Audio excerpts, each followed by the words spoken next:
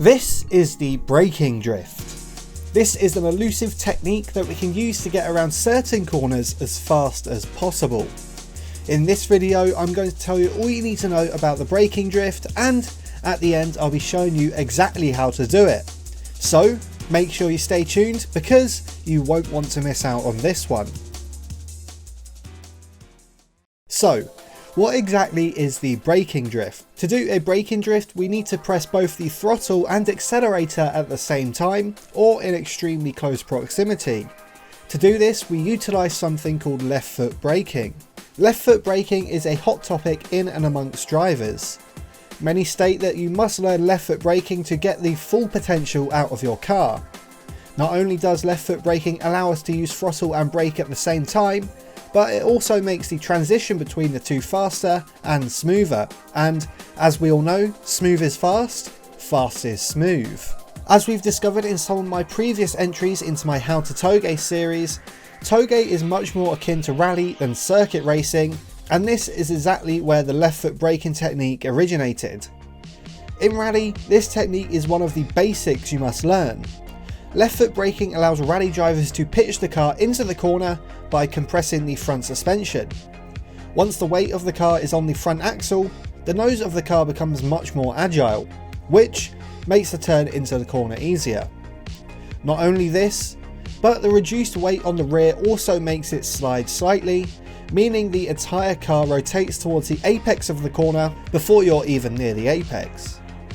Not only does this massively negate the chance of understeer, but this means that the driver can then full throttle much earlier, and this results in a much higher exit speed. With this in mind, you can probably start to imagine how we can use left foot brake to either corner much faster or enter a braking drift on the Touge. If there's ever a corner that doesn't require much braking, if at all, we can use left foot braking to get the front of the car turned into the corner much earlier than usual. Or conversely, if you prefer style over speed, you can use left foot braking to get the car rotating before a corner to enter a big old juicy drift. Once a driver has mastered the left foot braking technique, they will have ultimate control over their cars through corners. I feel as though it's an invaluable technique to learn. I will be covering all of the left foot braking techniques you could ever need on a Touge and how to practice left foot braking a little bit later, so make sure you don't go anywhere.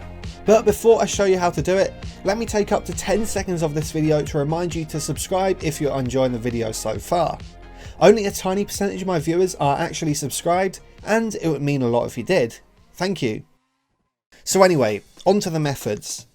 Firstly, I'm going to cover a technique that will actually help you get around corners much faster.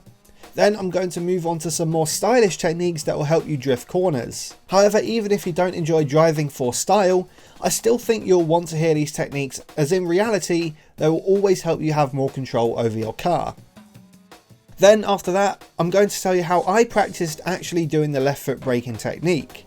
Left foot braking is a hard thing to do. When you begin left foot braking, you will likely always be pressing the brake pedal way too aggressively, which will either result in you understeering out of the corner, spinning out of control, or simply driving slower. For these techniques, you'll need to learn how to brake properly with your left foot, so make sure you stay tuned for that. My favourite left foot braking technique to use on the Touge is on the turn in of a corner.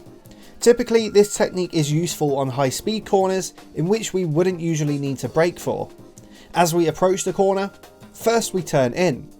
Then we apply a tiny bit of brake pressure for a split second while still remaining on the throttle. This will shift the weight of the car to the front axle slightly, meaning the rear end will lose traction and will rotate more. The result of this is that the front of our car will be pointing towards the exit of the corner. This technique is useful on these long corners, even if we do slow down a little bit while left foot braking. This is because our car is poised towards the exit of the corner much sooner than if we were to take it normally. Therefore, we will be able to full throttle much sooner, resulting in a higher exit speed. Here are some things to note about this technique. If you press the brake too aggressively or hold it for too long, you'll most likely enter understeer and wash out of the corner. It's all about pressing the brake a tiny amount just to get the front end turned in. This can take some practice to get right, but it is totally worth it. The second technique isn't so much for speed as style. If we approach a corner we'd like to drift, we can actually aggressively step on the brake to enter a slide. As we've already discovered, pressing the brake shifts the weight of the car onto the front axle. Therefore, as we turn into the corner, we can left foot brake to loosen the rear end up. Unlike the last method, quite an aggressive braking action is needed here so we get a sufficient amount of weight transfer to brake traction. So we turn into the corner, jab the brake, full throttle and counter steer. This is the left foot braking drift. The next method is an extension of the previous. The brake pedal affects the front wheels more than the rear, or in other words, when we brake, the fronts are slowed down more than the rears. Therefore, when we add pressure to the brake pedal while we're already in a drift, the front of the car will slow down more than the rear. The effect this causes is that the car almost turns around the front end, whilst the rear gets more angle. This is a very useful technique if you want to drift close to the inner radius of the corner or drift around a hairpin. We can see this effect visualized in a donut.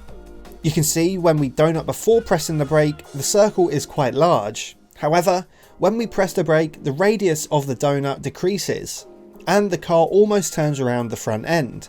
To do this, we first need to enter a drift. Once we're drifting, we apply a tiny amount of brake to get the rear of the car rotating more than the front, and hey presto, you're doing a left foot braking drift. The final method I'll be covering today is the left foot brake weight transfer. This technique can be used for both speed and style, and it is a very effective way of weight transferring.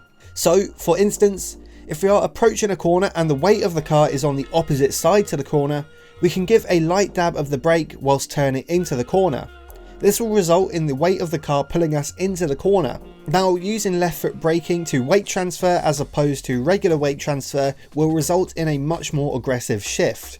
So you must be prepared to deal with this. I like to use the left foot brake weight transfer when I'm drifting, as it makes the weight transfer happen much faster. However, if you're doing a grip run, this method can also help you get around those tight corners much faster. So those were my favourite techniques that utilise left foot braking. Of course, left foot braking isn't just about some gimmicky techniques like the braking drift, it's an actual skill that will help you have more control over the car. So even if you don't find any use for these techniques on the Touge, you should still learn how to left foot brake for the reasons I mentioned at the start of the video. Now, to wrap things up, I'm going to give you some advice on how to learn left foot braking. When you first begin left foot braking, you'll probably be pressing the brake like it's a clutch pedal, and this will make you crash. However, I found the best way to learn is to try pressing the brake pedal as lightly as you can and then slowly increase the pressure. Of course, this will make you a lot slower at first, but as you get a good feel for braking with your left foot, you'll likely find that you can brake later and later. It's all about practice. Left foot braking is like riding a bike. Once you learn how to do it, you'll never lose that braking feel in your left foot. However, I would not recommend trying it in real life. I've tried this and I almost went through the windshield. Sim racing and real life driving are two totally different sets of muscle memories. So if you want to do this in real life, make sure you practice it in real life first, with the method I mentioned. If you did find this video helpful, don't forget to drop a like and let me know what you thought in the comments. If you're new around here, hit that big red subscribe button for more Assetto Corsa Touge tutorials. Thanks for watching and I'll see you in the next one. Cheers.